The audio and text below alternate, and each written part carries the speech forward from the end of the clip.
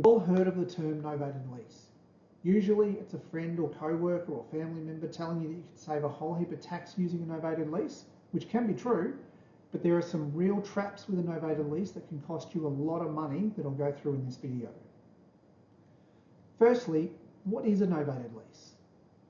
Well, it's a normal lease, but with the addition that while you've taken out the lease, your employer has agreed to make payments on the lease for the duration of your employment. So it's your car, but you've novated the responsibility across to your employer. Now, in return, you would salary sacrifice your salary up to the cost of the car, plus the cost of any fringe benefits tax that your employer will have to pay due to this arrangement. Now, it's because of this fringe benefits tax that means that it can be beneficial, or you can actually be worse off by doing it, depending on how much that fringe benefits tax is. We'll cover that shortly. The benefits to a novated lease over a normal lease is, for the employer, they're not lumped with a car after your employment ends. So let's say you go and you get a novated lease, your employer starts paying it, but in a year's time you decide you don't want to work there anymore. You take the car with you and you're responsible for all the repayments. Your employer gets to isn't lumped with a car, I guess, that they don't want after your employment has ended.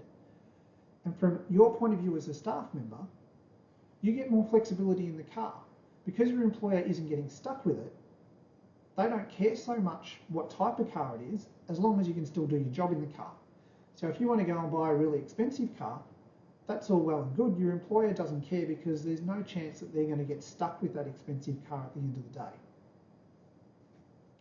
Now, salary packaging for a car using a novated lease can be tax effective. And it comes down to the fringe benefits tax treatment of a car. Now, if we pair this back to a really simple example where there's no fringe benefits tax, as an employee, you could avoid all tax completely by salary sacrificing all of your living expenses, all your cars, your house, and everything like that. Your employer pays for it all. No one's paying any tax anywhere. Win-win for everyone. So back when FBT started, the government and the ATO introduced fringe benefits tax, and the tax rate of fringe benefits tax is the top tax rate. Now that means that even if you're on the top tax rate, salary sacrificing for everyday items is not tax effective. You don't save any tax. And in fact, if you're on a lower tax bracket, if your income isn't in the top tax bracket, you're actually worse off salary sacrificing. But cars are a little bit different. Cars get a concessional tax treatment. The fringe benefits tax payable on cars is a lot less than normal. So someone on the average wage, salary sacrificing for a car, can be better off. Now, it comes down to your individual circumstances, but a lot of the time you can save some tax by salary sacrificing for a car. Whether that's a novated lease or a normal lease, it's all the same. Salary sacrificing for a car can be beneficial. But there are pitfalls and there are things you need to be careful of. Now, if you go to Google, you type in novated lease, the first 3 pages will be covered with novated leasing companies giving you ads and promotions that they can save you a heap of money.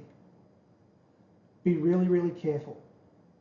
They might save you a little bit of tax. They will always overstate the amount of tax, but you need to think about this really carefully. How do they make their money? They're not doing it for free. They're not doing it out of the love of their heart. They've got staff, they've got rent, they've got software, they've got all that they need to pay for.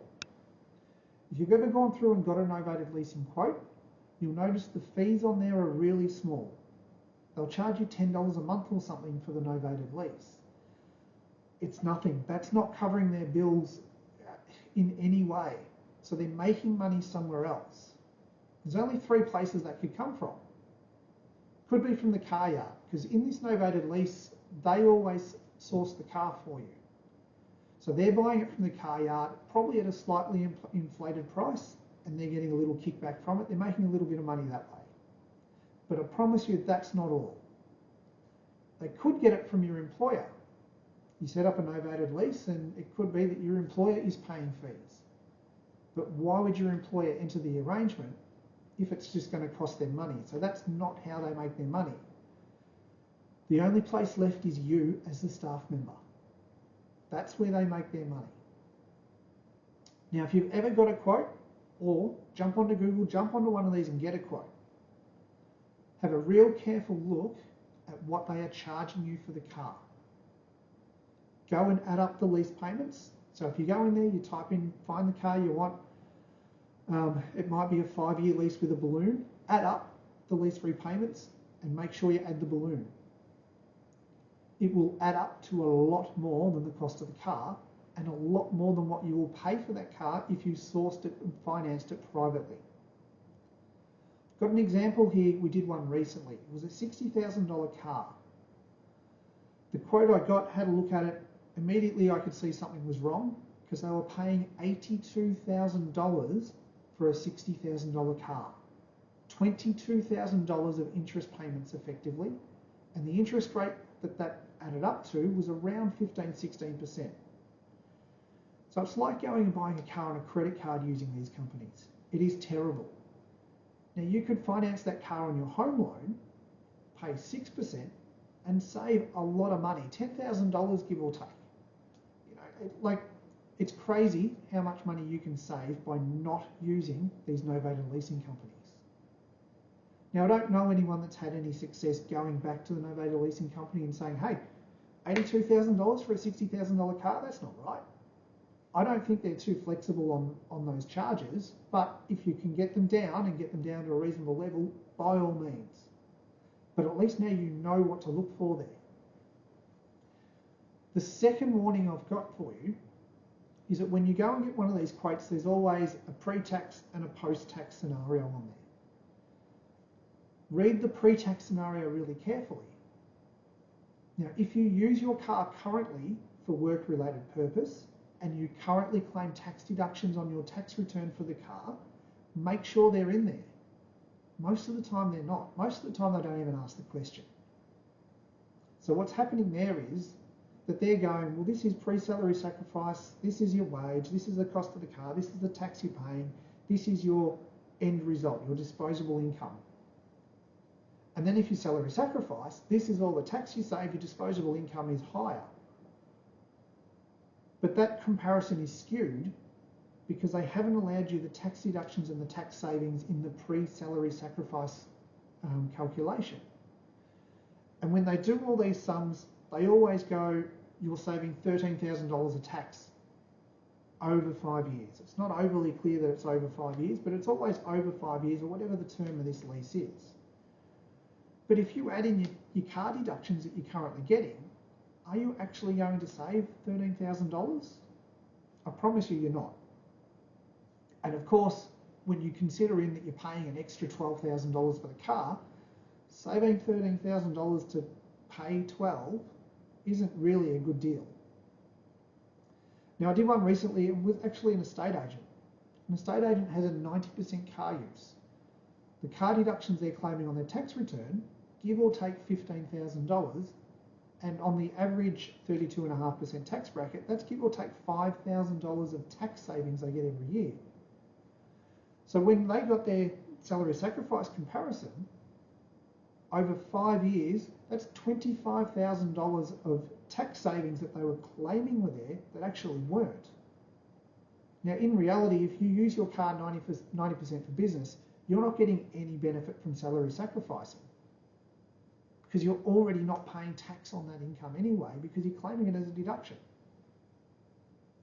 So this comparison the salary sacrifice company was providing was so far skewed, in reality there's no tax savings, but the staff member was paying the extra $10,000, whatever it was for the car, so they were actually worse off going into this arrangement. And sad to say, I couldn't convince them not to do it because they had a piece of paper saying they were saving all this money, so they went ahead and did it anyway. Horrible scenario, and at some stage they'll come back and say, oh my God, why do I have less money every week? And I've got all the figures to show them, but unfortunately they didn't listen, and they're a lot worse off because of it. So on that, when you are going for a novated lease, get the figures checked by someone who knows what they're talking about. Go see your accountant. Okay? it's often worth spending a couple of $100 with your accountant to go through and analyse it properly, because really saving $10,000 or so, finding out that you're actually losing $10,000 on a deal is well worth a couple of $100 investment. If you have any questions, you're welcome to call or email us. I'm happy to go through any scenario you have. But at the end of the day, these novated leasing companies, be really, really careful. I'm not going to go as far as say as they're dodgy, but you need to do your own maths on it. If you're in doubt, get advice. Thank you.